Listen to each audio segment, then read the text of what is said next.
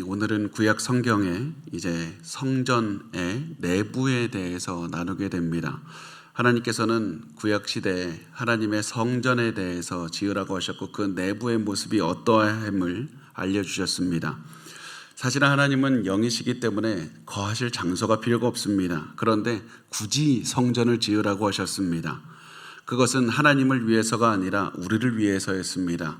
하나님이 거할 장소가 필요한 것이 아니라 우리에게 하나님께서 거주하시는 곳은 어때야 하는지 보여주기 위함이었고, 하나님과 동행하는 삶을 살아가는 하나님의 백성은 어떤 삶을 살아가야 되는지 보여주기 위해서 성전 내부의 모습을 알려주신 겁니다.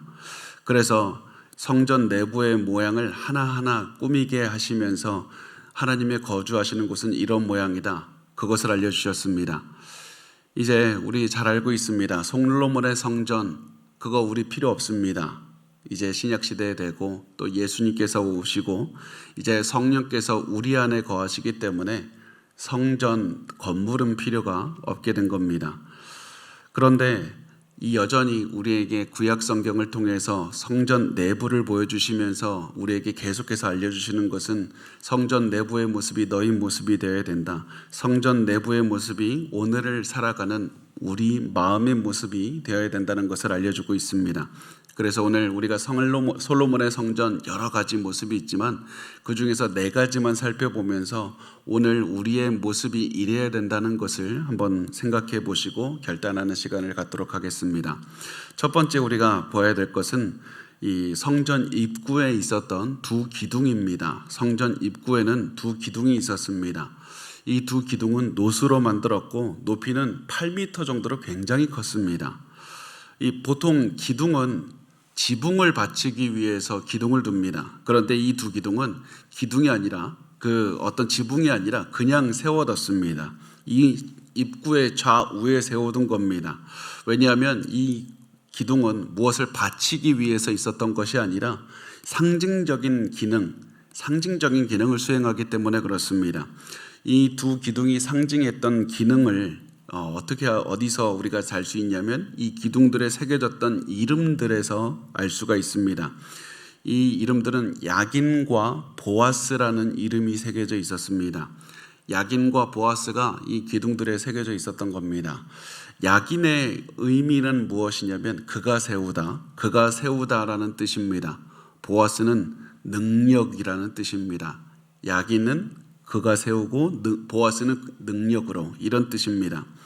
그래서 야긴과 보아스를 합쳐서 보면 하나님께서 다윗의 왕조를 하나님의 능력으로 영원히 세우실 것이다, 이런 의미를 가지고 있습니다. 비록 다윗의 후손들이 악하기도 하고 부족하기도 하고 죄도 짓지만 하나님께서 하나님의 능력으로 영원히 이 왕조를 세우실 것이라는 의미를 가지는 겁니다. 다시 말해서 하나님께서 하신 약속은 하나님의 능력으로 반드시 이루신다는 이 하나님의 능력에 대한 믿음, 약속에 대한 믿음을 가지고 있는 겁니다. 그리고 이것을 우리에게 남겨주신 이유는 우리도 이 마음으로 살아가야 되기 때문에 그렇습니다. 우리가 하나님의 말씀을 믿고 하나님의 능력으로 나의 삶을 이끌어 가신다는 사실을 믿고 살아가기를 원하신다는 사실입니다. 우리가 예수 그리스도를 믿은 다음에 여전히 죄를 짓고 여전히 부족하고 여전히 우리는 잘못된 판단을 내리고서 살아갔지만 그럼에도 불구하고 우리가 불안해할 필요가 없는 것은 하나님께서 하나님의 능력으로 하나님의 뜻을 이루도록 우리를 이끄시기 때문에 그렇습니다. 여러분이 처한 환경이 불가능해 보여도 그거 중요하지 않습니다. 처음부터 우리의 능력이 중요한 것이 아니고 우리의 환경이 불가능한 것, 그거 중요한 적 없습니다. 하나님의 능력만이 중요하고 하나님께서 그 능력으로 이루신다는 하나님의 의지만이 중요한 겁니다. 그래서 우리가 선한 뜻을 이루시는 하나님의 능력을 의지해서 매일 최선을 다해서 살아가기만 하면 된다. 그것을 우리가 야긴과 보아스를 통해서 알 수가 있는 겁니다. 우리의 소망은 우리의 능력이 아니라 야긴과 보아스, 약속을 이루신 하나님의 능력만 의지하시면 됩니다. 두 번째 우리가 주목해야 되는 기구가 무엇이냐면, 두 번째 기구는 바다라고 불리는 건데 거대한 물을 담는 용기입니다. 이 성경에 바다라고 이름을 한 이 기구가 둘레가 14m 정도가 되고 약 4만 3천 리터 정도의 엄청나게 많은 물을 담는 그런 용기였습니다.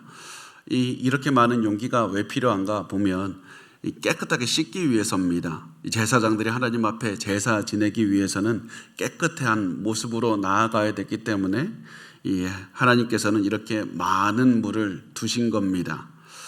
그리고 이것을 우리가 보게 하신 이유는 우리도 깨끗한 삶을 살기를 원하시기 때문에 그렇습니다. 오늘 깨끗하게 살아가야 됩니다. 하나님 앞에 나아가서 하나님의 뜻을 행하며 살기 위해서는 더러운 모습이 아니라 우리의 마음이 깨끗해야 됩니다.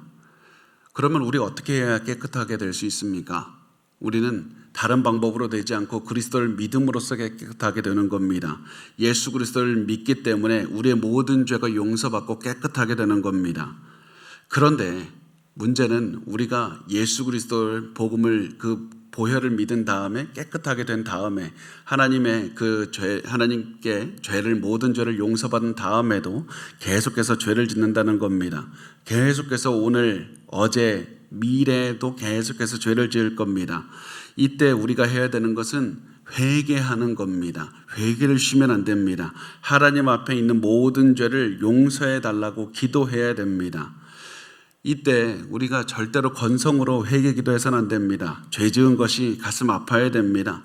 다시는 죄를 짓지 않겠다는 결단이 있어야 됩니다. 똑같은 죄를 짓지 않겠다는 삶의 변화가 있어야만 됩니다.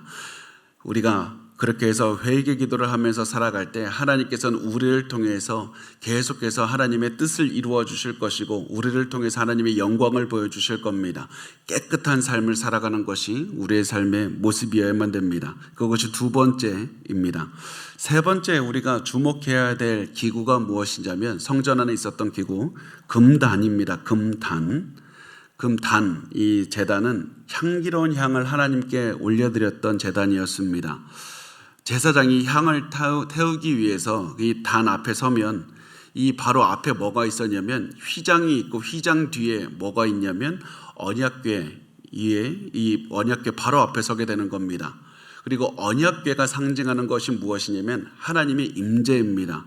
하나님 앞에 하나님께서 온 세상을 다스리시는 보좌가 바로 이 언약궤가 상징하는 겁니다. 그래서 향을 태우는 것은 하나님 앞에 서는 것과 마찬가지고 하나님 앞에 서서 기도하는 것과 같은 것입니다.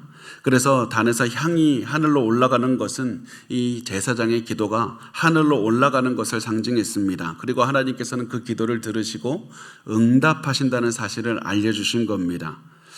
이것을 우리 그리스도인들에게도 그대로 적용됩니다. 하나님께서는 우리에게 기도하게 하셨습니다. 하나님은 우리가 계속해서 기도하기를 원하셨습니다. 그러면 여기서 우리가 한 가지 이해가 되지 않는 게 있습니다.